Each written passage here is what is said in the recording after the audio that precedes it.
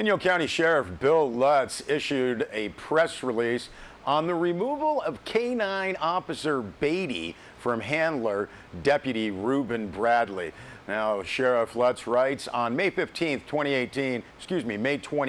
2018, I made the difficult decision to remove K-9 Beatty from his handler. It appears that some individuals want to make this a political issue. It is not. As the sheriff, I have a duty to keep all members of the department and all members of the public safe, even if my decisions or acts are unpopular. Sheriff Lutz continues, because there is an effort to taint my decision, I want to ensure the public and members of the department that the decision to remove K-9 Beatty was based on my concern about potential liability and misuse issues, and only after consultation with the county's outside legal counsel. Sheriff Lutz writes that I acknowledge that the information that came to my attention was the video that has been posted and discussed in public forums. The video clearly shows an on-duty deputy in uniform allowing K-9 Beatty to bite a civilian in the backyard of someone's home. The civilian is wearing a bite sleeve. K-9 Beatty, Sheriff Lutz writes, is an asset to the department to be dispatched under specific law enforcement circumstances. The activity depicted on the video was not a department-sanctioned training exercise and therefore creates legal exposure to the county, just as there is liability for any unauthorized demonstration of any other asset used by the department to fulfill our law enforcement duties. Sheriff Lutz continues, I recognize that a K-9 and his handler and members of their family have a special bond. However, the K-9's primary function is to assist in law enforcement. He belongs to the department and he can be removed if there is concern for liability and potential misuse. Sheriff Lutz writes that upon receipt of the video on May 25th, I felt it was incumbent to act immediately, and I did so after receipt of advice from legal counsel. Sheriff Lutz says, I have directed that further investigation be conducted into the activities shown in the video, and due to personnel confidentiality requirements, I cannot share any further information at this time. Well, Deb Murphy filed this story on Inyo County Sheriff candidates Jeff Hollowell and Josh Nicholson. Recently sat down with Deb Murphy for separate interviews. Now, the general topic, the culture of the department, or more specifically, stories of heavy-handed overreaction on the part of deputies and what each would do to turn that perception around. Now, granted, those on the receiving end of an encounter with law enforcement aren't inclined to give the officer high praise, but there seems to be a disproportionate number of accounts focusing on the sheriff's department. Jeff Hollowell admits law enforcement in general has issues of overreaction. The initial training is fear-based, Hollowell said. Young deputies go into a situation tense and they can overreact. We have to teach control, help them keep a balance to stay safe, but not make the situation worse. We warn the deputies, imagine what you would do is on camera. Think about the jury.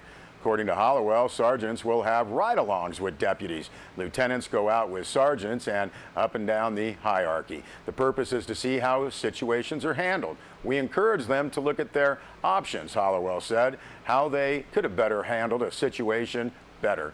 We have a young staff. We watch. We tell them what they've handled a situation well and provide options to get better. You have to develop the instincts to size up a situation and go for the best outcome. Joshua Nicholson agreed in theory, but not how the department actually practices. We get paid to not react. He said, the young guys have to slow down. There's no administrative reinforcement of our training. We have to focus on how we train.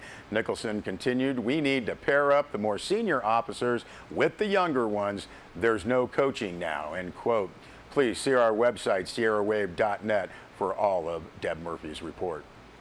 Well, effective immediately, residents must obtain a debris pile burn permit from CAL FIRE or a CAL FIRE designated local government fire department chief. Now, residents have been able to obtain these permits at the Inyo National Forest Visitor Centers in the past. However, press release from CAL FIRE notes that new guidance states that to issue these permits have to have a wildland fire investigative training 2018 California Master Cooperative Wildland Fire Management and Stafford Act response agreement between the Bureau of Land Management, the Inyo National Forest, and CAL FIRE, and the Visitor Center staff does not have that certification.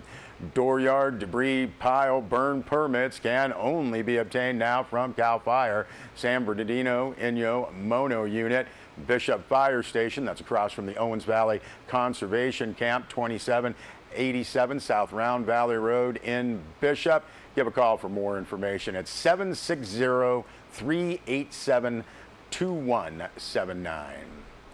Well, information on the Bishop ADA project from Caltrans. Construction work continuing east side of Main Street, that's US Highway 395, between J Street and South Street. Also the south side of Line Street at various sections. North side of Line Street between Fowler and Home Streets. All construction work taking place 7 p.m. to 6 a.m.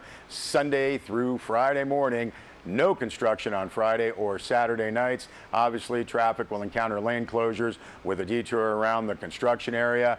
Work is consisting of removing concrete sidewalks, curbs, and driveways and replacing with the ADA, Americans with Disabilities Act, compliant sidewalks, curbs, and driveways. The City of Bishop and various utility companies also conducting construction work along Main Street during daylight hours. Also, Caltrans today reopened State Route 203 from its winter closure point to the entrance gate for Reds Meadow. And they did that as of noon today. The U.S. Forest Service road to Reds Meadow Devil's Post Pile remains closed. Ice, snow, and debris removal work has been completed to ensure the traveling public's safety. Well, on Monday, May 28th at about 6:30 a.m., members of the Inyo County Sheriff's Department Major Investigations and Narcotics Task Force, that's MINT, served a search warrant at a residence on Dewey Street in Big Pine for the illegal sale of firearms. Now, that resident there, Mark Osterman, was arrested on a Ramey warrant without incident. During the execution of the search warrant, investigators located homemade explosive devices, also known as pipe bombs. Osterman was taken into custody and held at the Inyo County Jail in Independence on $100,000 bail. We'll be back with more news.